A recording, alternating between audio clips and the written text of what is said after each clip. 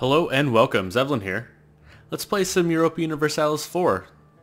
The Art of War expansion just came out and I'm itching to just jump into this and start playing.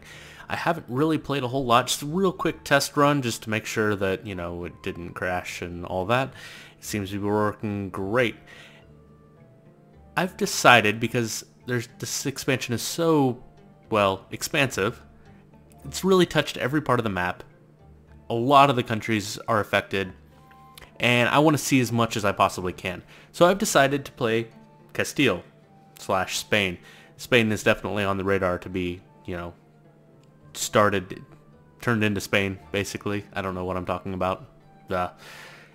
So the goal early on is to form Spain. Colonization, I'm going to put a little on the back burner. I'm not going to be, super aggressive aggro colonizer. It will be something to do, but what I am going to do is there's an achievement I've been wanting to get for a while, and that is to become the leader of the HRE as Spain. And I think that's going to be very powerful. If I can get that done fairly early, then I can just go super aggro and get a lot of other things done. Like, I'd love to get the, trading in 7 trade goods achievement. I'd love to get the creating... I forget what it's called, the trade company, the trade companies. You got to get 4 of those and do something with them. I'll have to look at it again. It's something like, if you do it right, you get a merchant for it, and if you get a merchant for it, then whatever, you got to do that 4 times. I'd love to do that, and Spain's perfect for that. So that's going to be the goal of this series. So jump right in. Started at Spain. We're right here at 11 November 1444, right at the beginning. And let's get set up. So I'm going to need some rivals. It looks like only Morocco has rivaled me so far. That means Aragon is not hostile towards me, and that's very good. So the first thing I'm going to do is I'm going to try and get Morocco to be nice to me. Not Morocco, I mean Aragon. Aragon to be nice to me. That way I distract them until the Iberian wedding happens. Because my main focus early game is going to be France. I'm going to beat up on France as much as possible so that I can, because to join the HRE I have to have a connecting province to the HRE. So I'm going to have to take over at least this, I guess at least these 2 from France. I'm going to have Provence. And that's going to be a start. Or, I could dive over here, do some stuff. I'd rather just go straight through. I'm just going to wreck France. That way they don't blob out and be ridiculous. Alright, enough talking about that. That's the goal. That's where we're headed. We are improving relations with them to start. Of course, we're going to improve relations with Navarra to start. And I'm going to ignore Portugal as far as getting good relations with them. I actually believe my goal is going to be to take them over, so I get all the trade power here. Oh, that's cool. Look at that big old lake here. Look at these. Look at this country. These countries here. There's all sorts of new countries. It's just cool. This is such a good expansion. I'm very excited. Lots of cool things that we'll be able to try out. I'll be explaining them as we get to them. I hope. New things. So one of the new things right here I'm going to start with is I have some heavies and some transports. I'm going to disable automatic transport, which is a new feature. So what happens is, let's say I want to move from here down to here. Now I can't, but if I have automatic transports started, which I couldn't anyway, I don't have military access, but if I did, let's pretend I did. If I click on this unit, and I click here, and I have military access, he'll just walk down here, get on the boat will take him there. No problem. So, super easy. The only problem is, you have to be careful, because if you don't have naval superiority and you're at war, guess what? Your navies are going to get blown up. So you have to be careful with that. Another cool feature that I'm going to do, because I don't need transports, and I don't need heavies right now, and they're very expensive, I'm going to click this mothball button right here. And what that does is it basically sets the maintenance slider to 0 for that set of boats. So I can still have my trade fleet trading around Seville. I'm just going to call it Seville. Spanish, can't speak it. sounds awesome when people can. I can't, so I'm not going to butcher it.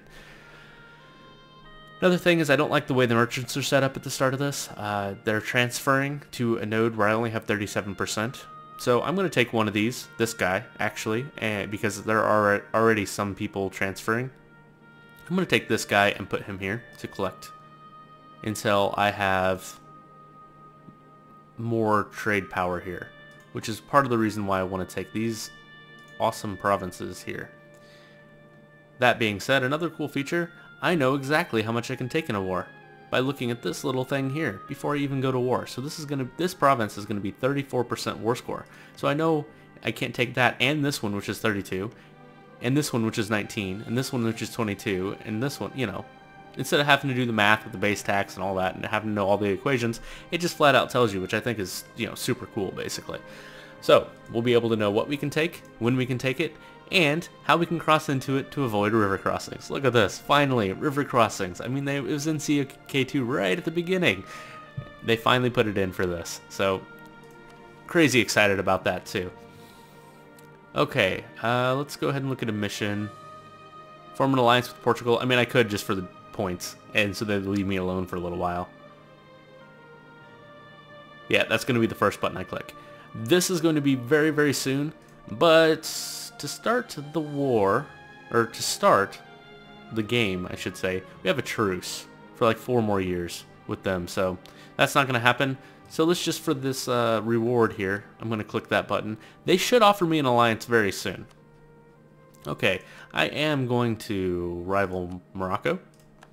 I am going to rival France. And I am going to rival Portugal as soon as I get this mission done. Yes, that's the plan. I'm not going to do it yet. I don't want to piss them off. I want to get their alliance first and then make them break it. Alright, so I can build buildings. This earth rampart down here, I feel I'm probably going to get a mission to do that later. I'll wait for the mission. I'm making lots of money. I'm going to leave this here at you know, +2 to the military. I'll probably switch it to administrative pretty soon, but maybe after the first tech. So we're going to try and get that first tech right off the bat. Morale of armies, excellent. That is the one I want. Spy offensive sucks. Better relations over time. It's okay, but I haven't pissed anybody off yet, so that's kind of dumb for now. Though it is a +1, and I want a +1 on each one of these. I don't have a +1 on administrative. That is unfortunate. I make enough money.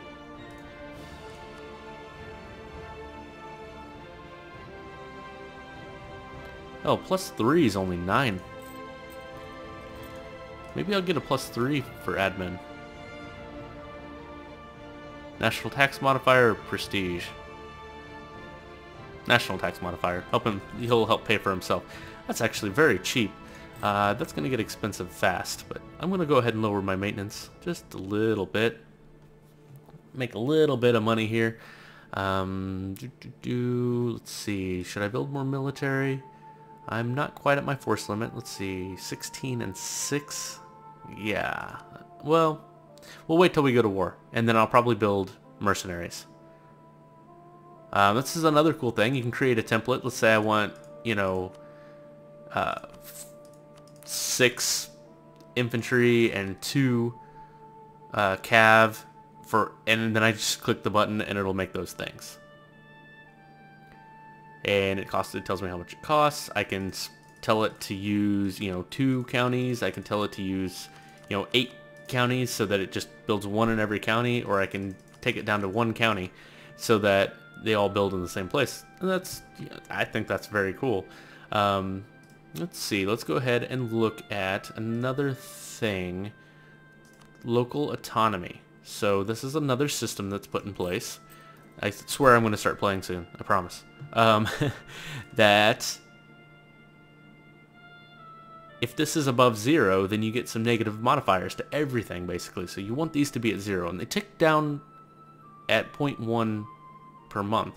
So they will eventually go away on their own. Another thing you can do is lower it, but that gives you revolt risk. So you have to be careful with that. Another thing that you can do is if you have a province that has a ton of revolt risk, which I doubt I do.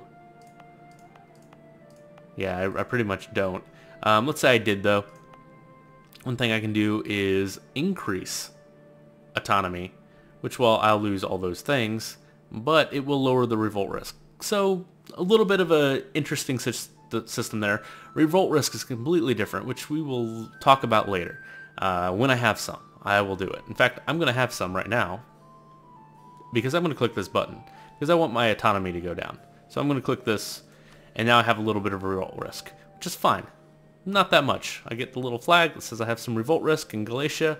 It tells me that they, thought it told me what it is, but anyway, they're Galatian nationalists. So what they'll want is Galatia to be free, but it's only 2%. Not a big deal.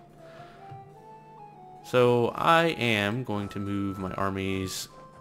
Actually, I'm going to move my armies up here because they still will lower that revolt risk, and then I won't have to worry about it. Okay, here we go. Offer of alliance from Navarra? Yes. Offer of alliance from Portugal? Yes. That should complete my mission. Excellent. Now I can get a new mission. Improved prestige. Royal marriage with Navarra? Yes. Still, I will take that in a couple years. So, royal marriage with Navarra. And another thing I'm going to do, I forget, when playing Spain, this guy is terrible. 000. There is an achievement now for having a 000 guy live past 80. Very unlikely to happen, and I don't want to do it. Eventually it will happen. I'm not worried about it. If it's the very, very last achievement I ever do, that is fine with me. So what I am going to do, though, is let's make this dude, my heir, a leader, and put him in charge. He's actually a decent leader. Well, better for late game because of the fire.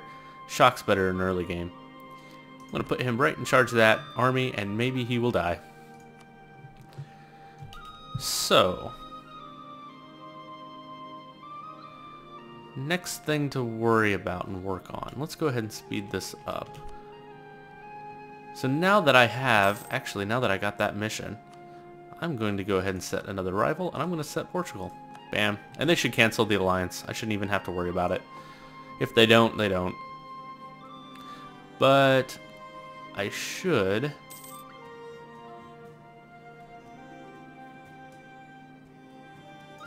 Yep. Royal marriage from Navarra. Absolutely. There we go. I'm going to call this guy back. In fact, I'm going to wait till the month ticks. There's a special trick here. This will be fine. So you get a tick when you click the button to improve relations, and you also get a tick at the end of the month. So if you do both, you get double ticks. So you can do it about twice as fast if you're fast and good at it. Form an alliance with Aragon. Yes. That is actually why I called back my diplomats. So I'm going to offer the alliance. We'll see if they offer the royal marriage. They should, probably. Royal marriage with Aragon. Yes, I will take that one as well. We're going to go ahead and improve relations here, just before the end of the month. I can't here, because I did the other diplomatic action. But I am going to royal marry them as soon as I can. I really should just wait for them to do it. That'd be an extra month of improving relations with them. I'm really not too worried about it. Good relations with Portugal would give me 10 prestige. I don't think that's possible. Actually, I really could. I could improve relations with them and get that, but for 10 prestige, I'm going to accumulate money for 10 prestige. How much am I making? I remember not much. That's a lot of months of money, and I'm notorious for spending when I see that I can spend money. Let's just go ahead and take this, finish the Reconquista. It's 3 years out. That way I don't forget to do it. And so, let's talk about revolt. New revolt mechanic. So it's at 0 now. But what I'm going to do, I'm going to split these in half so I don't suffer attrition. I'm going to send them down like this. And then what we'll see is that this revolt risk will come back at the end of the month. Okay, so I have, it's not revolt risk, it's unrest. Maybe I'll never call it the right thing. So, yeah, it's revolt risk / unrest from here on out. So you know what I'm talking about. Unrest, 2.6%. So what does that mean? Well, let's go to the stability and expansion where revolt crap has always been. So we have these rebels. They want independence for Galicia. So let's look. Now, I can accept demands, and in the past that would have just, they would have just gone away, and I would have suffered some prestige hit or whatever. But that's gone. So I can lower revolt risk by changing the culture in Galicia. Not going to do that. It's always way too expensive. I have so many things to spend Diplo points on, it's not funny. When we get to ideas, you'll see what I'm talking about. Okay, so I'm not going to be accepting demands. I mean, unless I just want them to win, or I just know they're going to win and I just want to save time, never clicking this button. I can harsh treatment them, and what this does is, well, let's start. Right here, this is 0%. This goes up to 100%, they revolt. The way it gets to 100% is, right now I have a 2.5 chance. In the past, that would have been every month it would have rolled a dice. 2.5% chance, it either revolt or it didn't. Now, it rolls that dice, and it'll add 5% to this number. And when it reaches 100, it will revolt. And it may not just revolt here, it may revolt in other places. So let's say another place is a Galician culture, which I don't think there is one. It'll revolt there too. So, but it's not as random, but the revolts are a little bigger and a little harder to take care of. So you want to pay attention to this, and you want to know when they're going to revolt. And it's still kind of a chance, you know, you could be setting at 95% for months and months and months. So I'm at 0%, I could just leave it alone and forget about it. Not a big deal. And in approximately 66.6 years, creepy, this will revolt. So I can leave it alone for a long time, and I will. So there's a good chance this is going to wear off, and I don't have to worry about it. But it's the new feature. It's pretty cool. Another little trick that I noticed that I can do is when that is, let's say it's at 90%, and I know that it's so low that I can just put troops on top of it, and it will hit 0. If you hit 0, that whole thing will go away. And then if you move the troops off of it, it'll go back up.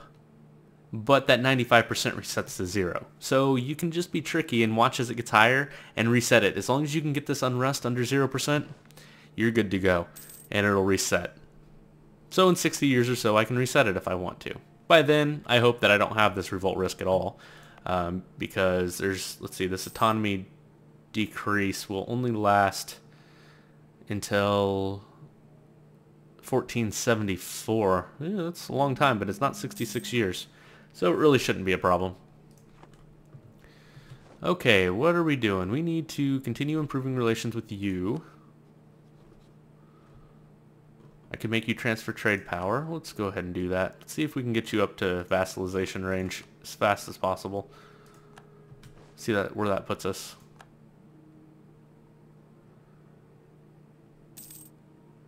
Not that high. Okay, I'm just going to have to improve relations. Oh, I am improving relations with you.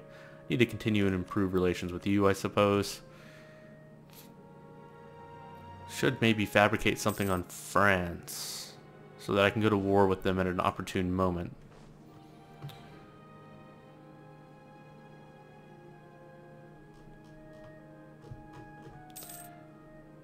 Let's see, what else am I forgetting? I could claim Navarra's throne. That seems not necessarily likely that I'll do that. Wait, that's France. Claim throne. I have no diplomats to send. Yeah, I'm just gonna vassalize them. They'll offer. Yeah, that's silly. He has no legal heir, but he's 47. He may or may not get a legal heir. I'm not going to worry about that. Let's just vassalize him when I get to 190. Just a ways off. I could send him a gift. I don't think anybody else is going to vassalize him, so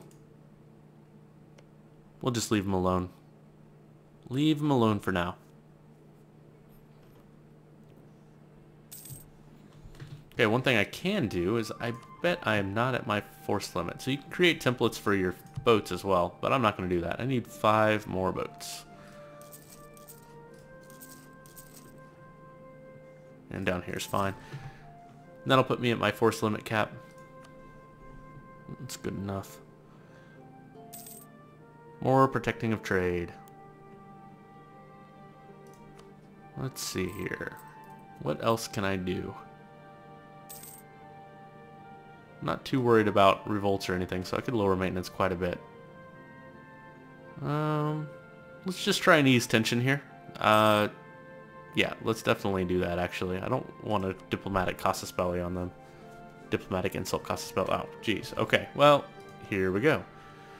Let's stop improving relations with you, because we can offer vassalization. Yes. Done. Great. Perfect. And no real point in offering or improving relations. This is going to be around for a while. Let's just stop improving relations with you and start working on something else, like fabricating a claim on Poitou. We've got so many troops.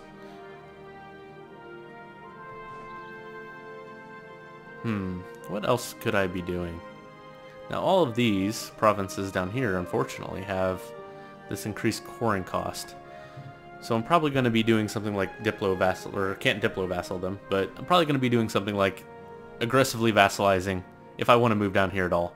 I may not. I'm not sure. There's another mechanic in place where I can go to war based off of my rebels I'm supporting as well, so I'm kind of wanting to play with that. Let's see if we can get Portuguese rebels to pop up. It's pretty cheap. Let's send it. And let's see if those will pop up. I don't think it gives me a casus belli yet. I'm not 100% sure on the mechanics on this. I bet they have to be there. No diplomats to send, of course. So I'll have to wait for that. Anyway, I'm going to go ahead and take a break here. Thank you so much for joining me. And as always, please remember, if you like the series, please hit the like button and subscribe to my channel. It helps out a great deal with the way the search mechanics work in YouTube. It helps other people find my channel.